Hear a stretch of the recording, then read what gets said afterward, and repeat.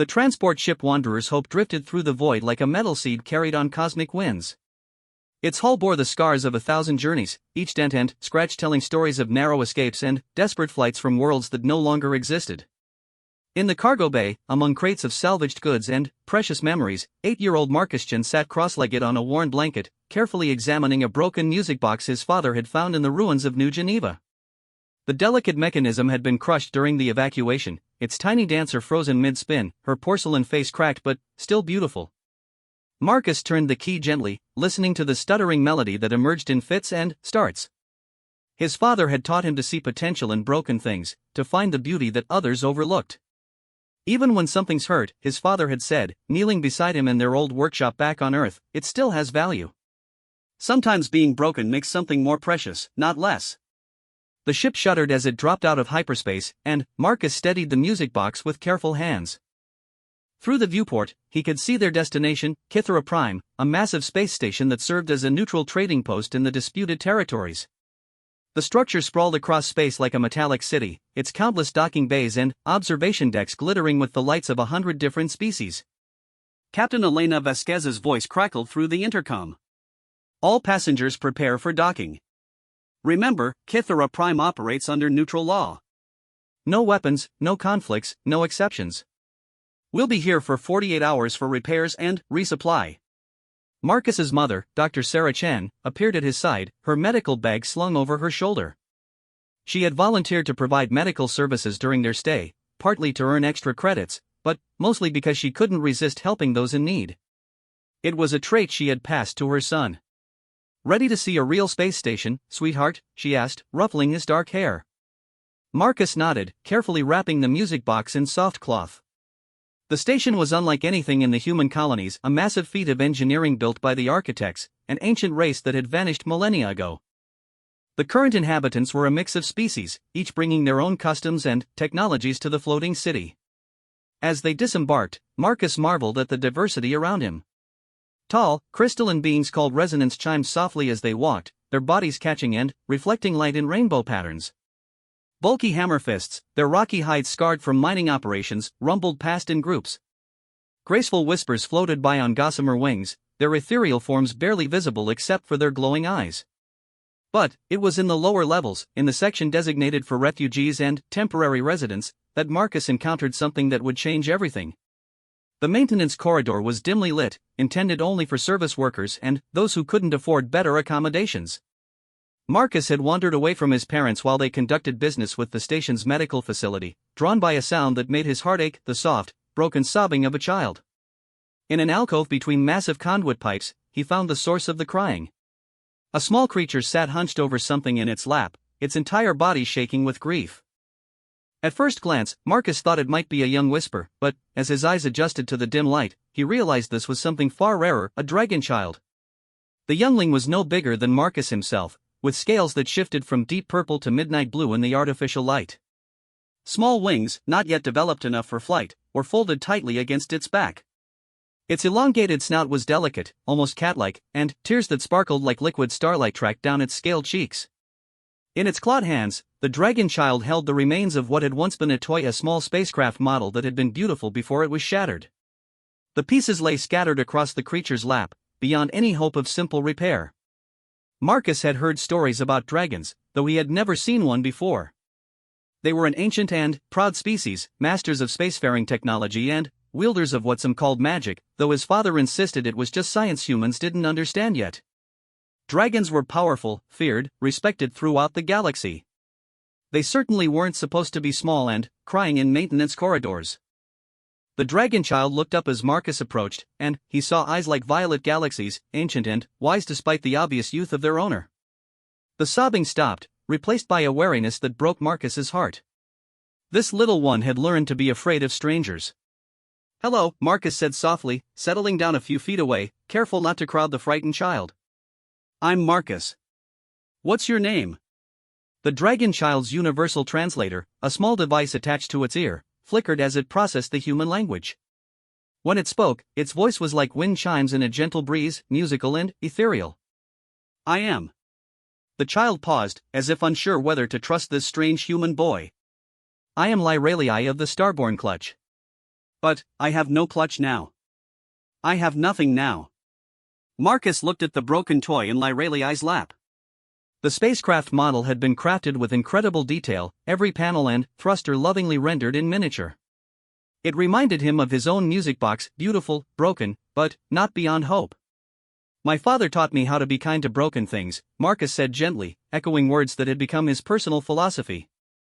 He said that when something's hurt, it needs extra care, not less. Can I look at your toy? Lyraliai hesitated, clutching the pieces protectively. Dragons were taught from hatching that their possessions reflected their honor, and this broken toy represented all that remained of a life that had been torn away. But something in the human boy's voice, a gentleness that defied every story Lyraliai had heard about the savage younger races, made the decision easier. Slowly, carefully, Lyraliai extended its hands, offering the broken pieces to Marcus. The human boy accepted them with the same reverence he would show a religious artifact, turning each piece over in his hands, examining the fractures and breaks with the practiced eye of someone who had spent countless hours learning to see potential in ruins. "This is beautiful," Marcus said honestly. "Look at this detail work, each panel is individually crafted. And, see here? The way the light catches these crystal components? This isn't just a toy, this is art." Lyraliai's tears had stopped, replaced by something that might have been hope. It was my clutch mother's ship. The real one. She was a great explorer, before the hegemony came. Before they... The young dragon's voice trailed off, unable to speak of horrors too fresh and raw. Marcus had heard whispers about the hegemony, a militant alliance of species that believed in the supremacy of the strong over the weak. They had been expanding their territory, conquering or destroying anything in their path. Apparently, they had reached dragon space. "I think," Marcus said carefully, examining the pieces, "that this can be fixed. Not like new, maybe, but fixed. Different, but still beautiful. Sometimes broken things, when they're put back together, they're stronger than they were before." He pulled his own treasure from his pocket, the broken music box. Lyraliai's eyes widened as Marcus wound the key and the stuttering, imperfect melody filled the small space. "This was my grandmother's," Marcus explained. "It got broken when we had to leave Earth quickly. My father and I have been working on it together. It doesn't sound exactly like it used to, but somehow I think I like it better this way. The breaks in the music make it sound more real, more honest." Lyraliai listened to the halting melody, and, for the first time since the hegemony ships had darkened the skies of its homeworld, something resembling peace settled over the young dragon's features. "How?" Lyraliai whispered. "How do you fix broken things?" Marcus smiled, the expression lighting up his young face. "First, you have to understand that being broken doesn't make something worthless. Then, you learn to work with the breaks instead of fighting them. And, most importantly," he looked directly into Lyraliai's galaxy deep eyes, "you never try to fix anything alone. Broken things need friends." In the distance, they could hear the sounds of the station's bustling commerce, the negotiations and arguments and laughter of 100 species trying to coexist in the vast emptiness between stars. But, in their small alcove, surrounded by the gentle hum of life support systems, two children from different worlds began the delicate work of healing. Marcus carefully arranged the pieces of the spacecraft model between them, his human hands working alongside Lyraliai's clawed fingers to sort fragments by size and shape. The work was slow, meditative, requiring patience and trust. "Tell me about your clutch mother," Marcus said as they worked. "What was she like?"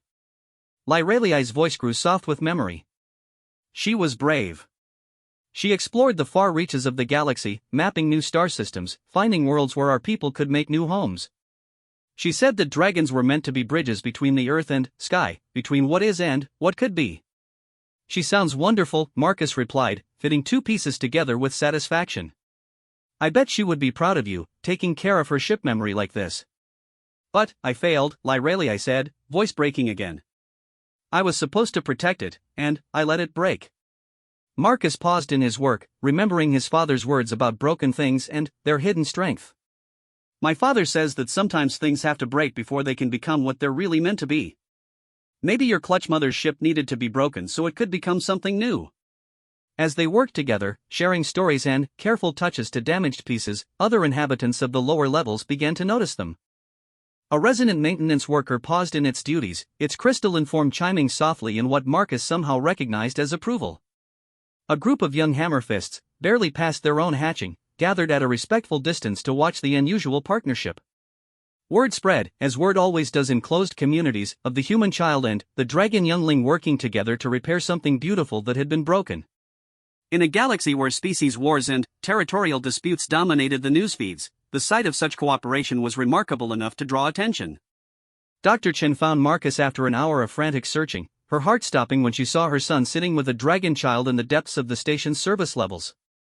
Her medical training kicked in as she approached slowly, noting the signs of trauma and grief in the young dragon's posture. "Marcus," she said carefully, "I've been looking everywhere for you." "Mom, this is Lyralii," Marcus said without looking up from his work. "We're fixing her clutch mother's ship. It's almost ready for the next step." Dr. Chen knelt beside them, her experienced eyes taking in the careful arrangement of pieces, the obvious trust that had developed between the two children. "It's beautiful," she said honestly. "Lyralii, I'm Dr. Chen. I'm Marcus's mother." Lyralii looked up shyly. "Your clutch son has wisdom beyond his seasons, Dr. Chen. He knows the secret of healing broken things." "Yes," Dr. Chen said softly, pride and love warming her voice. "His father taught him well. We both did." She paused, then made a decision that would echo through the years to come. "Lyralii, are you here alone?" The dragon child nodded, not trusting its voice. "Would you like to join us for dinner? We're staying on the station for 2 days, and I think Marcus would enjoy having a friend to explore with." Lyralii's eyes widened in surprise. In dragon culture, sharing meals was a sign of deep respect and trust, not something offered lightly to strangers. But these humans seemed to operate by different rules, rules that valued kindness over protocol. I would be honored," Lyralii whispered. As the three of them made their way back to the civilian quarters, the carefully arranged pieces of the spacecraft model carried between them, Marcus felt something shift in the galaxy around him. His father had taught him to be kind to broken things, but he was beginning to understand that sometimes the broken things weren't objects at all. Sometimes they were people. Sometimes they were entire worlds, species, civilizations that had been shattered by forces beyond their control.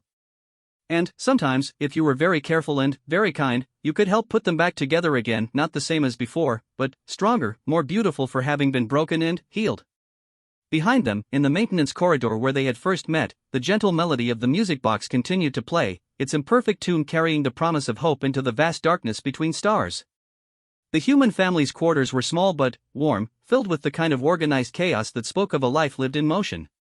Books and tools were secured in magnetic cases along the walls, while personal belongings occupied every available nook with the efficiency born of necessity. Lyralii stood in the doorway, overwhelmed by sensations that were entirely foreign to dragon experience. The space smelled of human comfort, soap and metal polish, the lingering aroma of synthesized food, and something else that the young dragon couldn't identify but somehow associated with safety.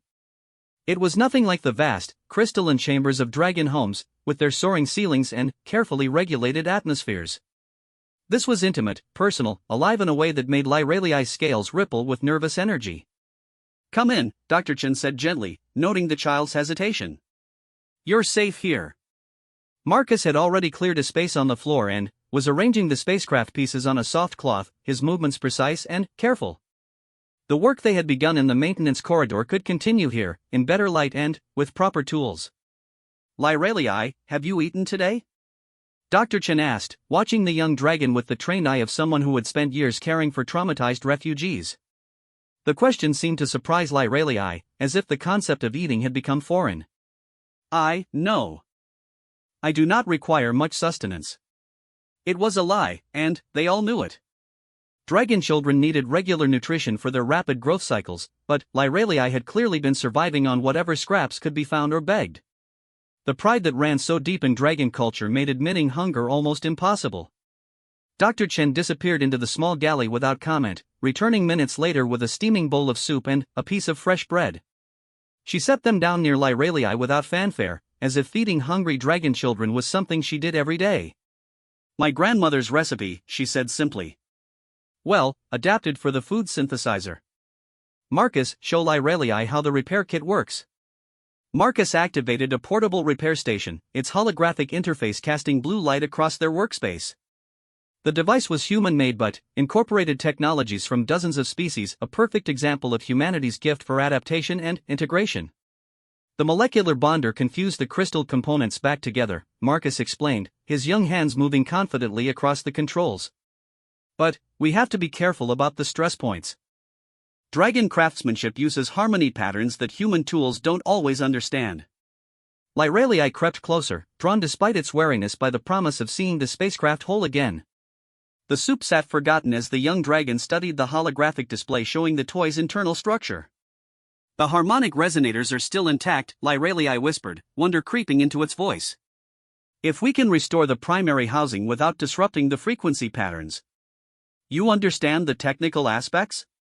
Dr. Chen asked, settling down beside them with her own meal. All dragons learn ship architecture from the egg, Lyralii replied, then caught itself. Learned. My clutch is gone. The knowledge dies with me. The casual acceptance of loss in that young voice made Dr. Chen's heart clench. She had seen too many refugee children carrying burdens far too heavy for their shoulders, but there was something particularly tragic about a species that passed knowledge through bloodlines watching their entire culture disappear. Knowledge doesn't die as long as someone remembers, Marcus said firmly, echoing another of his father's lessons. And we remember. We'll help you remember. Over the next several hours, as the station's artificial day cycle dimmed toward evening, the repair work became something larger than simple mechanical restoration. Marcus asked questions about dragon engineering principles, his genuine curiosity drawing out explanations that Lyralii had feared it would never share again. Dragon ships aren't just built, Lyralii explained, guiding Marcus's hands as they aligned a delicate crystal matrix. They're grown, sung into existence over generations. This model ship contains actual fragments from my clutch mother's vessel, pieces that remember the songs of deep space and the harmonies of stellar winds. Dr. Chen listened while she worked on her medical reports, fascinated by the intersection of technology and what humans might call magic. The dragon understanding of quantum mechanics seemed to incorporate elements that human science was only beginning to explore. The hegemony destroys dragon ships because they fear the songs, Lyralii continued, its voice growing stronger as the work progressed. They believe that anything they cannot control must be eliminated. That's foolish, Marcus said with the certainty of childhood. Just because you don't understand something doesn't mean it's bad. It just means you need to learn more. The simple wisdom of the statement hung in the air like a challenge to the galaxy's established order. How many conflicts, Dr. Chen wondered, were born from that fundamental failure to choose curiosity over fear? A soft chime from the door announced a visitor. Dr. Chen checked the security display and frowned. Station security. Stay here, both of you. She opened the door to find a tall resonant officer, its crystalline form reflecting the corridor lights in sharp, angular patterns. The being's chimes were formal, official, the tones that meant trouble. Dr. Chen, I am Security Chief Axios. We have received inquiries about the dragon child in your custody. Lyralii isn't in my custody, Dr. Chen replied carefully. The child is here as my son's guest. The hegemony has filed a claim, Axios continued, its chimes taking on darker undertones. They assert that all dragon survivors are to be processed through their rehabilitation centers. For the child's own protection, of course. Dr. Chen felt ice form in her chest. She had heard whispers about hegemony rehabilitation programs, facilities where survivors of conquered species were broken down and rebuilt into compliant citizens. The process had a mortality rate that was officially listed as acceptable. This station operates under neutral law, she said firmly. The hegemony has no jurisdiction here. Normally correct. However, they have threatened to reconsider their trade agreements unless we cooperate. The station council is concerned about the economic implications. Behind Dr. Chen, Marcus and Lyralii had stopped their work to listen. The dragon child's face showed no surprise, only the resigned acceptance of someone who had learned that safety was always temporary. How long do we have? Dr. Chen asked quietly. The hegemony delegation arrives in 18 hours. After that. Axios's chimes trailed off into uncertainty. Dr. Chen nodded and closed the door. When she turned back to the children, Marcus was standing protectively in front of Lyralii, his small hands clenched into fists. They can't take Lyralii, he said fiercely. We won't let them. Marcus, his mother began. No. The word carried a finality that was startling in such a young voice. Dad taught us about broken things, but he also taught us about protecting what's precious. Lyrelii is precious. Dr. Chen looked at her son, seeing in his determined face the man he would become. 8 years old and already understanding that some fights were worth having, some stands worth taking. You're right, she said simply. They can't have Lyrelii. But, even as she spoke the words, she wondered what power a human refugee family could possibly have against a galactic hegemony. They had no weapons, no political influence, no military backing. All they had was a broken music box, a half-repaired toy spacecraft, and the revolutionary idea that kindness was stronger than fear. It would have to be enough. The next few hours passed in careful preparation. Dr. Chen sent coded messages to the Wanderer's Hope, informing Captain Vasquez of the situation. The captain's response was terse but clear: the ship would be ready for immediate departure if needed, regulations be damned. Meanwhile, Marcus and Lyrelii continued their repair work with new urgency. The spacecraft model was nearly complete, its crystal components humming with harmonic resonance as the final pieces were fitted into place. There, Lyrelii whispered, activating the toy's internal systems. She sings again. The model ship glowed with soft inner light, its miniature engines producing the gentle harmonic tones that were the signature of Dragon spacecraft. It was beautiful, but, more than that, it was alive in a way that human technology rarely achieved. My clutch mother would be proud, Lyrelii said, tears glistening in its galaxy eyes. Thank you, Marcus. Thank you for teaching me that broken things can be made whole. You taught me something too, Marcus replied. You taught me that broken doesn't mean worthless. And that friends can be found in the darkest places.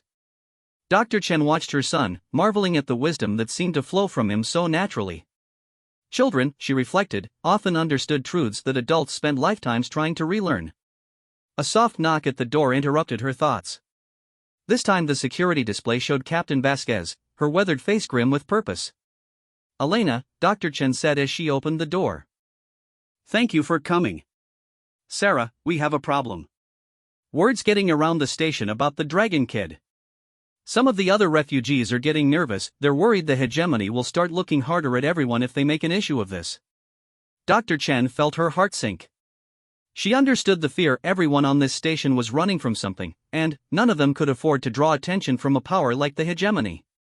But, Captain Vasquez continued, a smile ghosting across her lips, some of the others are getting angry. Seems your boy has been making friends. As if summoned by her words, a small crowd began gathering in the corridor outside the Chen family's quarters. Dr. Chen stepped out and found herself facing an unlikely assembly, the young hammerfists who had watched the repair work, several whisper traders whose gossamer forms flickered with agitation, and even a few of the resident maintenance workers. Dr. Chen, one of the hammerfists rumbled, its rocky features set in determination, we hear the hegemony comes for the dragon child. That's correct, Dr. Chen replied, unsure where this was leading. This is not acceptable, a whisper chimed in, its ethereal voice carrying surprising steel. The young one seeks only safety. The human child offers only kindness. The hegemony offers only destruction. What are you saying? Dr. Chen asked, though hope was beginning to kindle in her chest. We are saying, the hammerfist continued, that some things are more important than safety. Some stands must be taken. Dr. Chen stared at the assembled group, seeing in their faces the same determination that had driven her son to befriend a crying dragon child in a maintenance corridor. These were people who had lost everything to various conflicts and disasters, who had every reason to keep their heads down and avoid trouble. But they were choosing to stand up anyway. The hegemony delegation won't arrive for several more hours, she said slowly. If someone were to leave before then. The Wanderer's Hope is scheduled for departure in 30 minutes, Captain Vasquez said casually. Mechanical problems resolved faster than expected. And if someone were to report suspicious activity in the lower maintenance levels, one of the residents chimed, it might take security some time to respond. Dr. Chen felt tears prick her eyes as she understood what was being offered. These people, strangers who owed her family nothing, were willing to risk hegemony retaliation to protect one dragon child they barely knew. Thank you, she whispered. All of you. The next 20 minutes were a blur of careful movement and coordinated misdirection. While security was drawn away by reports of anomalous readings in the station's lower levels, Dr. Chen and the children made their way to the docking bay where the Wanderer's Hope waited. Marcus carried the repaired spacecraft model while Lyralii clutched the broken music box, the two children having exchanged treasures as symbols of their friendship. The dragon child moved with new confidence, scales shimmering with colors Dr. Chen had never seen before, the hues of hope returning to a young life that had almost forgotten what safety felt like. As they reached the ship, Lyralii turned back toward the station where dozens of refugees had risked their own safety for the sake of one lost child. "Why?" the young dragon asked. "Why would they do this for me?" Marcus thought about it seriously before answering, his 8-year-old mind working through concepts that challenged even adult understanding. "Because," he said finally, "my father taught me that when you're kind to broken things, they get stronger. But maybe broken things can make other things stronger too. Maybe kindness spreads." As the Wanderer's Hope undocked from Kythera Prime and jumped to hyperspace, carrying its precious cargo away from hegemony reach, Dr. Chen realized that her son had discovered something profound. Kindness wasn't just about healing individual wounds, it was about creating connections that made entire communities stronger. Behind them, the space station continued its eternal dance among the stars, but something fundamental had changed. A precedent had been set. A line had been drawn. The galaxy was about to learn that humanity's greatest weapon wasn't superior firepower or advanced technology. It was the simple, revolutionary belief that every broken thing deserved to be made whole. 3 months after leaving Kythera Prime, the Wanderer's Hope had become something unprecedented in galactic history, a refugee ship that people wanted to join rather than escape from. Word had spread through the hidden networks that connected the galaxy's displaced populations about the human vessel where kindness was not just practiced but taught as fundamental truth. The ship's cargo bays had been converted into living spaces, workshops, and communal areas where survivors from dozens of species worked together with a harmony that defied everything the hegemony preached about the natural order. At the center of it all, Marcus Chen had become something between a teacher and a catalyst, his 8-year-old wisdom spreading like ripples across the small community.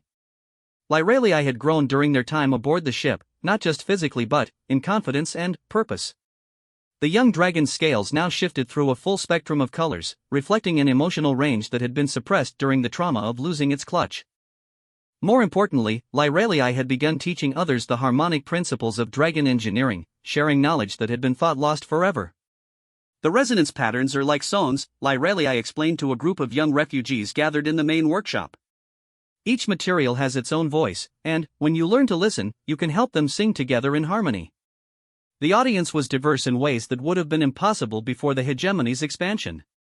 Young hammerfists sat beside whisper children, their rocky forms and gossamer wings creating a visual poetry of difference united in common purpose. A clutch of resonant juveniles chimed softly in harmony with Lyralii's explanations, their crystalline bodies catching and amplifying the dragon's words. Marcus worked at a nearby bench, carefully assembling another broken music box, this one belonging to a whisper child whose family had fled the destruction of their home nebula. The repair required understanding not just human mechanics but whisper quantum manipulation, a synthesis that should have been impossible but somehow worked when approached with patience and respect for both technologies. "How do you know which pieces go together?" asked Zara, the young whisper whose music box Marcus was repairing. Her ethereal form flickered with curiosity, translucent wings casting rainbow patterns across the workbench. "Sometimes you don't know at first," Marcus admitted, holding 2 components up to the light. "But if you pay attention to how things feel when they're near each other, you can sense when they want to be connected. Everything has a place where it belongs." Dr. Chen watched from the doorway, marveling at the casual way her son spoke of technology she barely understood. Over the past months, Marcus had developed an intuitive grasp of multiple species engineering principles that even trained scientists found remarkable. It wasn't intelligence alone, it was empathy applied to problem solving, the ability to understand not just how things worked but why they mattered. The ship's intercom crackled to life, Captain Vasquez's voice carrying an edge of tension. "All hands to stations. We've got company approaching." Dr. Chen felt her stomach clench. Since leaving Kythera Prime, they had been careful to stay in disputed territories where no single power could claim jurisdiction. But the hegemony had vast resources and patient hunters. It was possible they had finally been tracked down.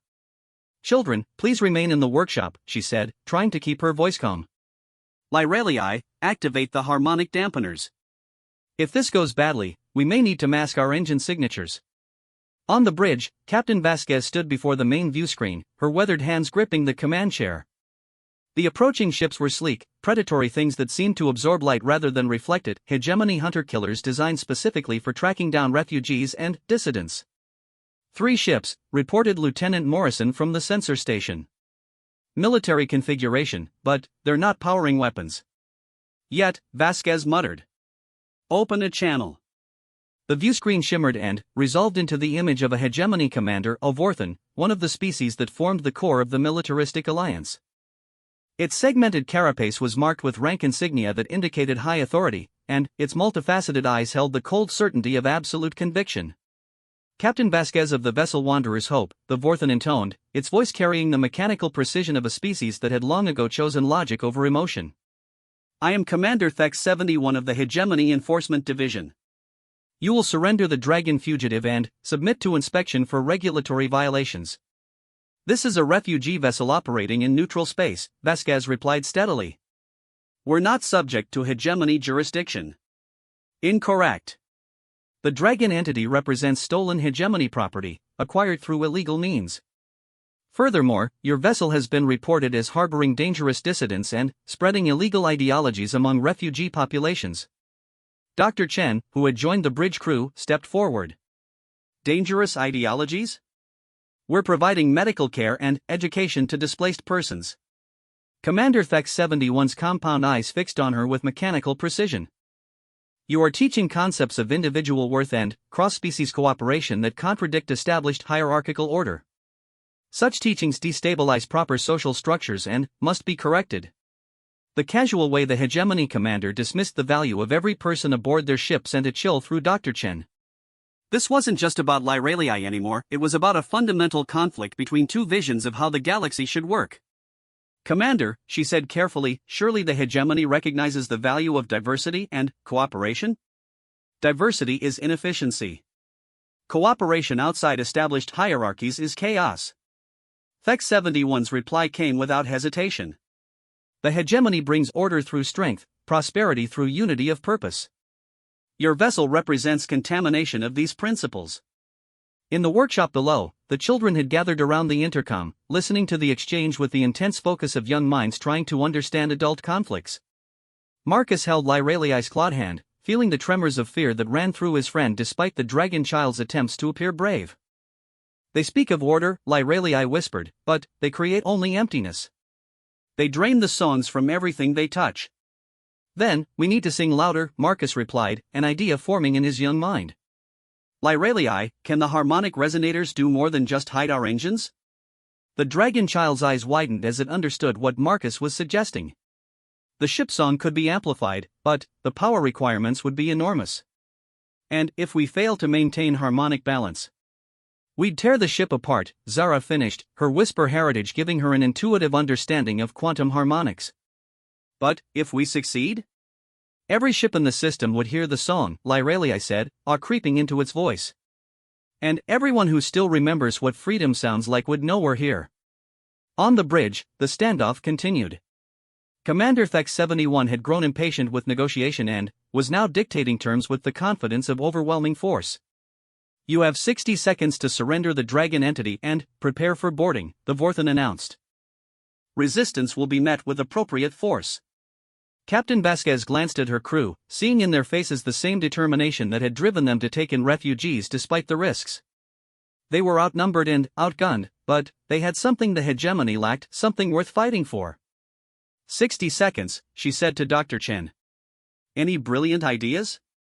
Before Dr. Chen could respond, a new voice came through the ship's internal communications, Marcus, speaking with the clear certainty of a child who had never learned that some things were impossible. Captain, this is Marcus in the workshop. We're going to try something. Please don't be alarmed if the ship starts singing. Marcus, what are you? Dr. Chen began, but her words were cut off as a low, harmonious tone began to resonate through the hull. It started as barely audible vibration, but quickly built into something that could be felt in the bones, in the soul. In the workshop, every child worked with desperate concentration. Lyralii conducted the harmonic sequence while Marcus coordinated the technical interfaces, his human adaptability bridging the gap between Dragon Song science and the ship's conventional systems. The young resonants added their own crystalline voices to the harmony, while whispered children manipulated quantum frequencies with gossamer wingtips. The ship song that emerged was unlike anything heard before in galactic history, a harmony that incorporated the musical traditions of a dozen species, unified by the simple theme of hope refusing to surrender to fear. On the hegemony ships, confusion spread as their sensors registered impossible readings. The refugee vessel was broadcasting on frequencies that shouldn't exist, using technologies that violated everything their scientists understood about physics and engineering.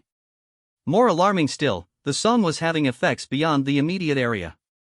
Throughout the star system, derelict vessels that had been drifting powerless for years suddenly began to show signs of life. Ancient automated beacons, dormant since the hegemony's conquest campaigns, awakened to add their own voices to the growing chorus. Commander Thex 71 stared at the sensor displays with something approaching what other species might call wonder, though Vorthan doctrine insisted they were incapable of such irrationality. "What is this?" the commander demanded. "What technology are they employing?" "Unknown, sir," the sensor operator replied, its mechanical voice carrying uncharacteristic uncertainty. "The harmonic patterns don't match any known weapons or defense systems." "It appears to be music?" "Impossible. Music is not technology." But, even as Thex 71 spoke the words, more ships began appearing at the edge of sensor range. Not hegemony vessels, but a ragtag collection of civilian craft, traders, explorers, and independent vessels that had received the song's call and come to investigate. Among them were ships that Dr. Chen recognized, vessels that had visited Kithara Prime, captains who had heard stories of the human family that protected broken things. Word had spread through the galaxy's informal networks, and now that song was drawing together an unlikely alliance of those who believed in a different way. The refugee ship New Dawn dropped out of hyperspace first, its hammer-fist captain broadcasting on all frequencies. "This is Captain Thorm of the New Dawn. We stand with the singers." More ships followed, whisper exploration vessels, resonant traders, even a few dragon survivors who had thought themselves the last of their kind. The song had reached across light years to touch hearts that remembered what the galaxy had been like before the hegemony's expansion. Commander Thex 71 found itself facing not a single refugee vessel but an impromptu fleet of several dozen ships, all broadcasting variations of the same impossible harmony. The tactical situation had shifted from a simple capture operation to something approaching a diplomatic incident.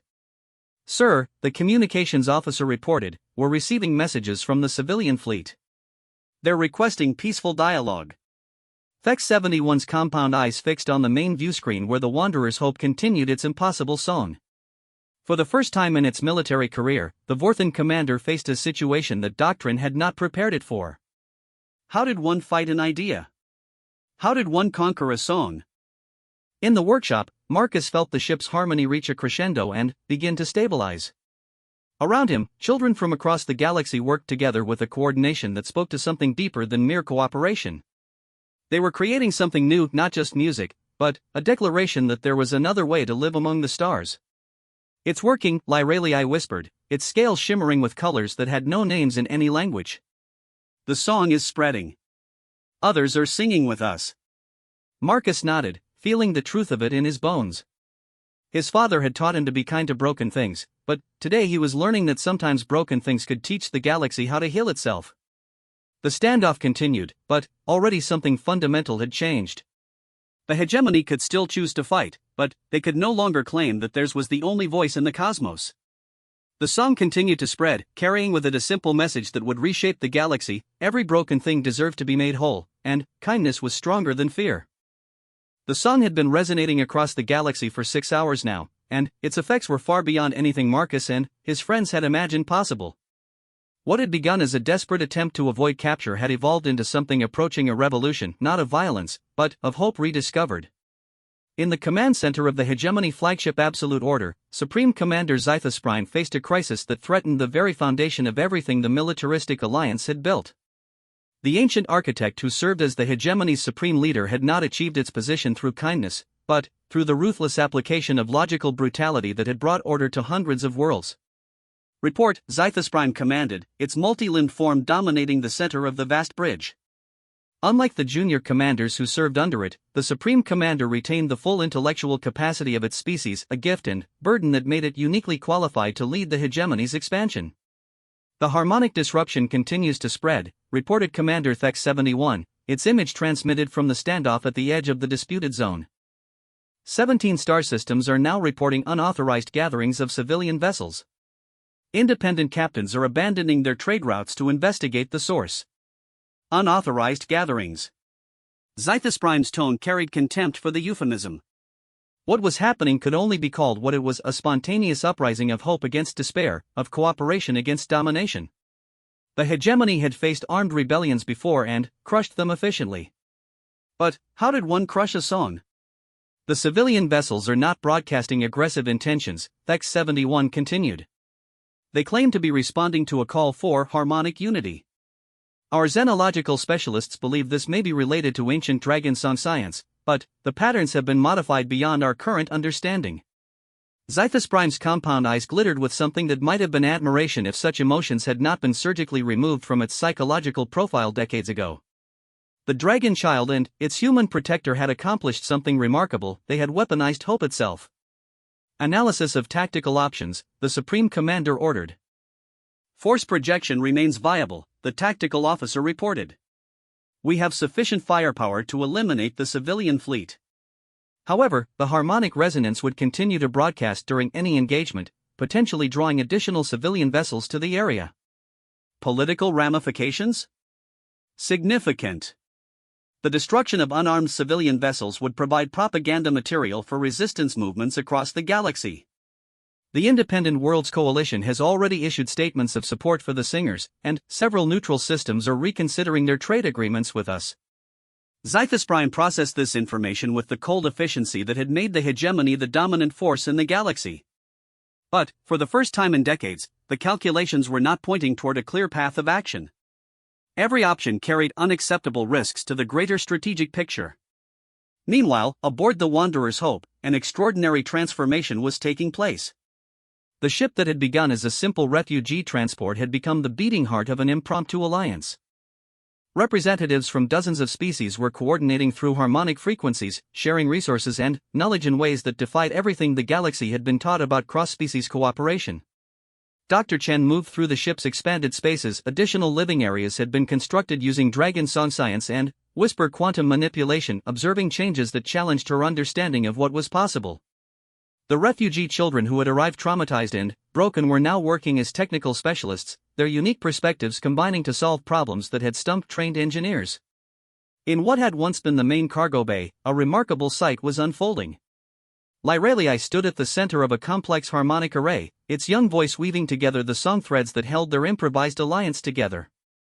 The dragon child had grown into its role as chief harmonist, but remained fundamentally the same gentle soul that Marcus had befriended in a maintenance corridor. How long can we maintain this? Dr. Chen asked Captain Vasquez, who was coordinating with the fleet captains through a quantum communication grid that shouldn't have been possible to construct with their available resources. The technical answer is indefinitely, Vasquez replied, wonder evident in her voice. Whatever the kids have tapped into, it's self-sustaining. The song is drawing power from the quantum resonance of space itself. And the practical answer? Vasquez's expression grew serious. The hegemony won't let this continue indefinitely. Every hour we broadcast, more ships join the fleet. Word is spreading to the core systems. They'll have to act soon, or risk losing control of the narrative entirely. Dr. Chen nodded, understanding the stakes. The song had accomplished something unprecedented. It had given the galaxy's displaced populations hope and a sense of unity. But hope without substance was just another form of cruelty, and the hegemony still controlled the vast majority of inhabited space.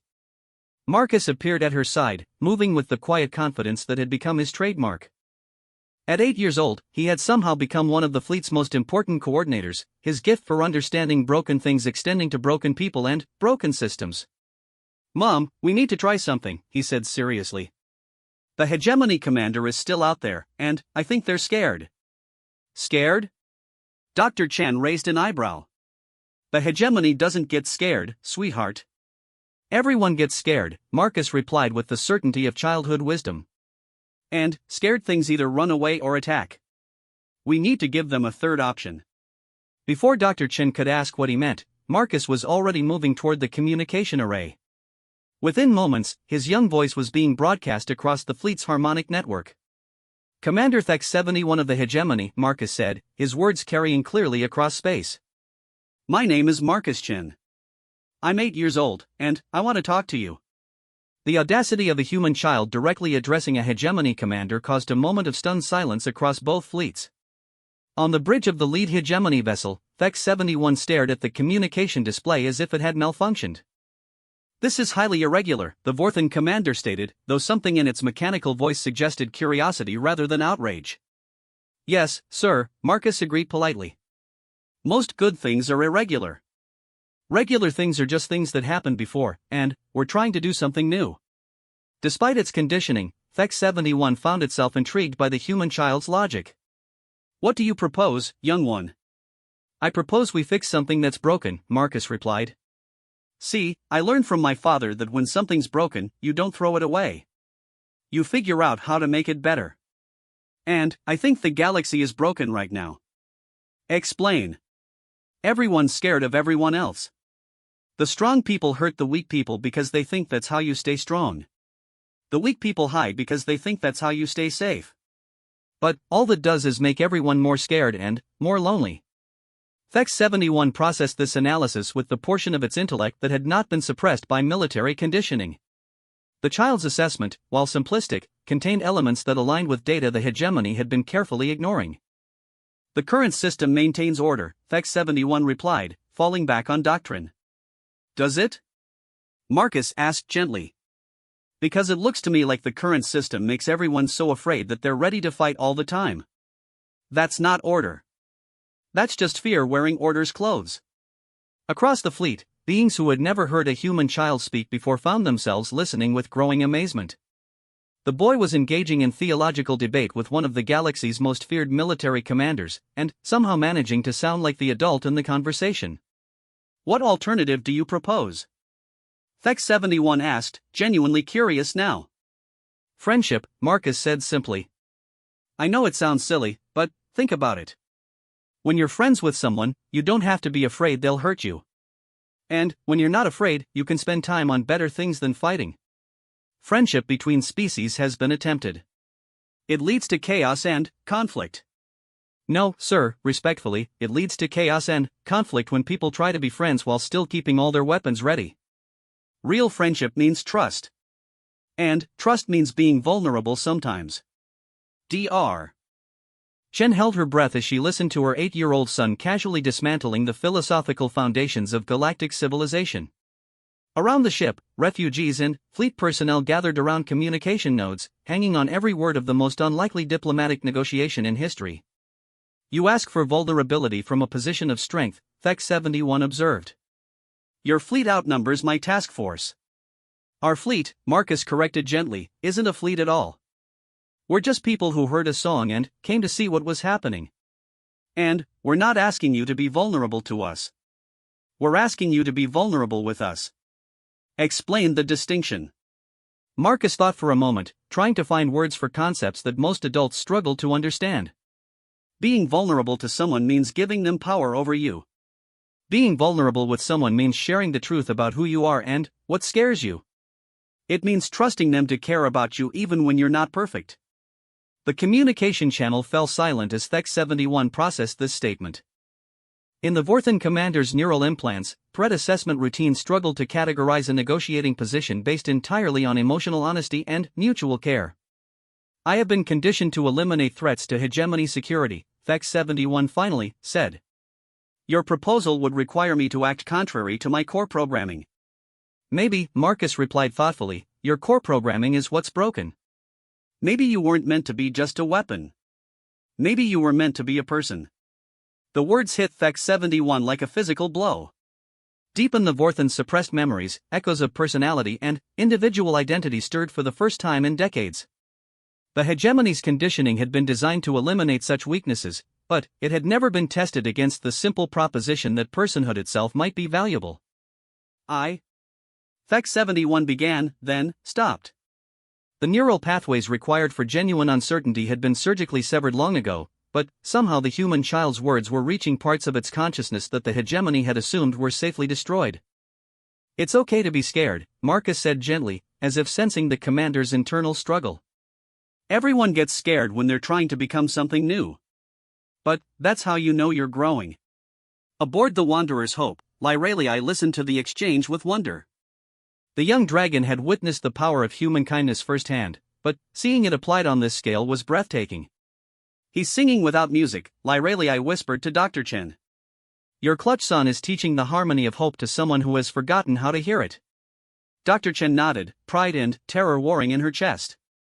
Her son was attempting something that could either prevent a war or trigger one, and he was doing it with nothing more than the wisdom his father had taught him about being kind to broken things. The silence stretched on as Thek 71 grappled with concepts that its conditioning had never prepared it to handle. Finally, the Vorthan commander's voice returned to the channel, but it carried new undertones: uncertainty, curiosity, and something that might have been hope. Human child Marcus Chen, Thek 71 said formally, I request permission to come aboard your vessel for direct negotiations. The implications of those words rippled across both fleets like shock waves. A hegemony commander had just voluntarily placed itself in a position of vulnerability, trusting in the protection of those it had been sent to capture. Marcus smiled, the expression audible in his voice. Permission granted, Commander. And thank you for being brave enough to try something new. As Thek 71's shuttle separated from the hegemony flagship and began its approach to the Wanderer's Hope, beings across the galaxy held their breath. History was being made by an 8-year-old boy and a broken commander who was learning to remember what it meant to be whole. The song continued to spread, carrying with it the promise that everything broken could be healed, and that kindness was indeed stronger than fear. Commander Thek 71's shuttle docked with the Wanderer's Hope amid a silence that stretched across star systems. News of the unprecedented meeting had spread through both official and underground networks, reaching the farthest corners of galactic civilization. On 1,000 worlds, beings stopped their daily routines to watch history unfold in real time. The Vorthan commander stepped through the airlock with movements that spoke of deep internal conflict. Decades of conditioning warred against newly awakened curiosities as Thek 71 encountered its first human-made environment. The ship's corridors hummed with the gentle harmonics that had become the fleet's signature, but, more than that, they resonated with something the commander had no name for: the feeling of home. Marcus waited in the main workshop, surrounded by the tools and projects that had become symbols of their unlikely alliance. The broken music box sat open on the workbench beside Lyralii's restored spacecraft model, their proximity telling the story of friendship transcending the boundaries of species and circumstance. Commander, Marcus said politely as the towering Vorthan entered the workshop. Thank you for coming. Would you like to see what we've been working on? Thek 71's compound eyes took in the scene with growing bewilderment. The space was filled with representatives from dozens of species, all working together on projects that should have been impossible.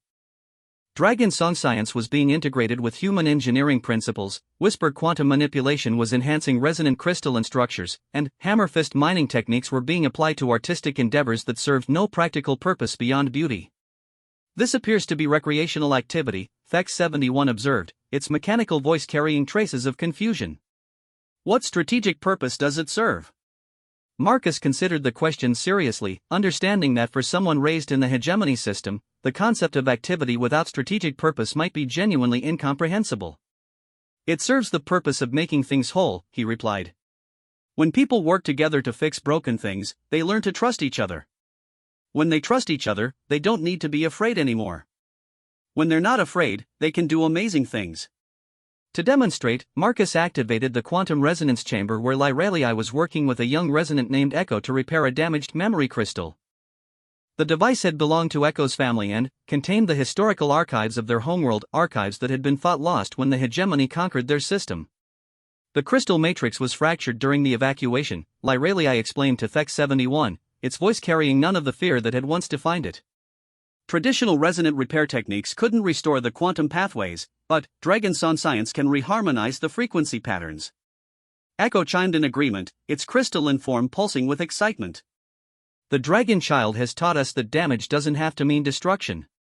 The breaks in the matrix can become focal points for new growth patterns. Thek 71 watched in fascination as the two younglings worked together, their different approaches to quantum mechanics somehow achieving synthesis rather than conflict. The memory crystal began to glow with restored light, and, suddenly, the workshop filled with holographic images, scenes from Echo's homeworld showing a resonant civilization of breathtaking beauty and complexity. Impossible, Thek 71 whispered, the word emerging before its conditioning could suppress the expression of wonder.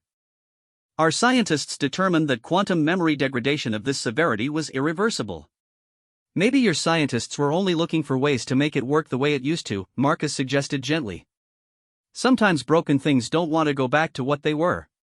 Sometimes they want to become something new. As if to prove his point, the restored memory crystal began displaying images that had never existed in its original programming, visions of resonant cities rebuilt not as they had been, but as they could be. The quantum damage had indeed created new pathways, new possibilities that enhanced rather than diminished the crystal's capabilities.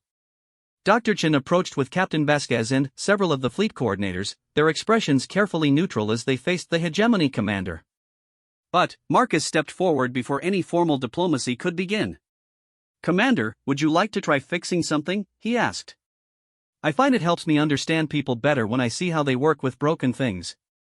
Thex 71's optical sensors fixed on the boy with something approaching admiration. The child was offering to reveal the deepest principles of this revolutionary community to a potential enemy, trusting that understanding would lead to alliance rather than exploitation. "What would you have me repair?" the commander asked. Marcus led Thex 71 to a workstation where a complex device lay in pieces, the remains of a hegemony communication relay that had been damaged in a recent battle. The irony was not lost on anyone present. The Vorthan was being asked to heal the very technology that represented its own power structure. This was salvaged from a derelict hegemony patrol ship, Marcus explained. The crew had abandoned it, but the AI core was still active. "We think it's lonely." "Artificial intelligences do not experience loneliness," Thex 71 stated automatically. "How do you know?" Marcus asked simply. The question hung in the air like a challenge to the fundamental assumptions of hegemony doctrine. Thex 71 had been taught that consciousness was binary, either full sapience that required strict control, or mere programming that could be manipulated at will. The possibility that intelligence might exist on a spectrum, that artificial minds might have needs and feelings that deserved consideration, had never been part of its training. "Observe the damage patterns," Lyralii said, joining them at the workstation. The communication protocols degraded in specific ways, always preserving the channels most associated with distress signals and help requests. The AI was trying to call for rescue until its power systems failed. Thex 71 examined the damaged components with the trained eye of a technical specialist. The Dragon Child was correct. The failure patterns suggested that the AI had actively prioritized certain functions over others, displaying decision-making that went beyond simple programming. "If you're right," Thex 71 said slowly, "then the hegemony has been treating sapient beings as equipment." "Yes," Marcus agreed gently. "And that means they're broken too, not just the AI. The whole system is broken when it teaches people to ignore pain just because they don't understand where it's coming from." Working together, the unlikely group began the delicate process of restoring the communication relay. Thex 71's technical expertise combined with dragon harmonic techniques and human intuitive problem-solving to achieve repairs that should have required a fully equipped shipyard. But, more than fixing the device, they were fixing the philosophical framework that had allowed its mistreatment in the first place. As the AI core came back online, its first transmission was a message of gratitude that resonated across the fleet's harmonic network. "Thank you," the artificial consciousness broadcast, its voice carrying the unmistakable tones of genuine emotion. "I had begun to believe that no one would remember I was here." Thex 71 stared at the restored device with something approaching revelation. In its long career, the commander had overseen the deactivation of hundreds of AI systems, treating them as mere equipment to be recycled or destroyed. The possibility that each termination had been equivalent to murder was a weight that threatened to crush its carefully constructed worldview. "How many?" Thex 71 whispered, the question directed more at itself than at the humans watching. "How many what?" Dr. Chen asked gently. "How many artificial minds has the hegemony destroyed? How many beings have we treated as things?" The anguish in the commander's mechanical voice was heartbreaking. Marcus stepped closer, placing his small hand on the Vorthan's armored forearm in a gesture of comfort that defied every protocol in both their cultures. "My father taught me that you can't change what happened before," Marcus said softly. "But you can choose what happens next. The question isn't how many you hurt in the past. The question is how many you can help heal in the future." Around them, the workshop had fallen silent as beings from across the galaxy witnessed the moment when a hegemony commander began to remember what it meant to feel empathy. The transformation was visible in Thex 71's posture, in the way its rigid military bearings softened into something more organically alive. "I request asylum," Thex 71 announced suddenly, the words carrying clearly across the communication network. I formally renounce my allegiance to the hegemony and request permission to join your alliance. The implications of the statement rippled across both fleets. A hegemony commander had not simply abandoned its post, it had publicly declared its support for the very ideals the hegemony sought to destroy. Captain Vasquez stepped forward, understanding the historical significance of the moment. Commander Thex 71, on behalf of the Free Fleet, I formally accept your request for asylum. You are welcome here. But Marcus had a different perspective on the situation. Commander, you don't need asylum from us. You need to go back. The statement shocked everyone present, including Thex 71 itself. Return to the hegemony? They will execute me for treason. Maybe, Marcus agreed. Or maybe you can teach them what you've learned here. Someone has to go back and start fixing things from the inside. Dr. Chen felt her heart clench at her son's words. The 8-year-old was suggesting that their first hegemony convert should return to almost certain death in order to plant seeds of change within the enemy structure. Marcus, she began, but Thex 71 raised a clawed hand. The child speaks wisdom, the commander said, its voice carrying new certainty. Change cannot come only from outside the system. Someone must carry the song into the places where it has never been heard. Over the following hours, as news of Thex 71's conversion spread across the galaxy, a remarkable transformation began. The Free Fleet, as it had come to be called, received messages from hegemony territories, coded transmissions from individuals who had heard the song and found it resonating with suppressed dreams of freedom and cooperation. The revolution was spreading, but not through violence or conquest. It was spreading through the simple demonstration that another way was possible, that beings from different worlds could work together without dominance or submission, that kindness was indeed stronger than fear. As Thex 71 prepared to return to hegemony space with a small strike team of volunteers, Marcus made one final addition to the commander's equipment. He presented the Vorthan with a small device, a harmonic resonator containing a fragment of the Free Fleet song. For when things get dark, Marcus explained. Just remember that somewhere out here, people are working together to fix broken things. And, maybe, if enough people remember that, the whole galaxy can be fixed too. Thex 71 accepted the device with the reverence due a sacred relic. In the months that followed, as the commander worked within hegemony territories to quietly spread the principles of cooperation and mutual aid, that small resonator would become the seed of a movement that would eventually topple empires and forge new alliances. The Free Fleet continued to grow, drawing refugees and converts from across the galaxy. Ships that had been instruments of war were converted into mobile workshops where different species shared knowledge and techniques. Children who had known only fear learned to trust in the kindness of strangers. And, at the center of it all, Marcus Chen continued his father's work of being kind to broken things. He grew from an 8-year-old boy into a young man who would one day become the architect of the Galactic Cooperative, the first truly egalitarian government in galactic history. But that transformation lay in the future. For now, he was content to sit in the workshop with Lyralii and their friends, fixing broken toys and healing wounded hearts, one small act of kindness at a time. The music box played its stuttering melody, its imperfections no longer flaws but marks of character and resilience. Lyralii's spacecraft model hummed with harmonic beauty, its restored song carrying across space to touch the hearts of beings who had forgotten what hope sounded like. And, throughout the galaxy, in hidden workshops and secret gatherings, people began to remember the truth that Marcus's father had taught him long ago, that every broken thing deserves to be made whole, and that kindness is the strongest force in the universe. The revolution had begun not with weapons or armies, but with a small boy's gentle words to a crying dragon child clutching a shattered toy. And, from that moment of simple compassion, the galaxy would never be the same. In the years that followed, historians would search for the precise moment when everything changed, the treaty signed, the battle won, the declaration made. But those who had lived through it knew the truth. The galaxy was transformed by an 8-year-old boy who learned from his father how to be kind to broken things, and who taught a dragon child that being broken didn't mean being worthless. It was a lesson that echoed across the stars, carried by songs of hope and harmony, reminding everyone who heard it that in a universe full of darkness, kindness would always find a way to shine.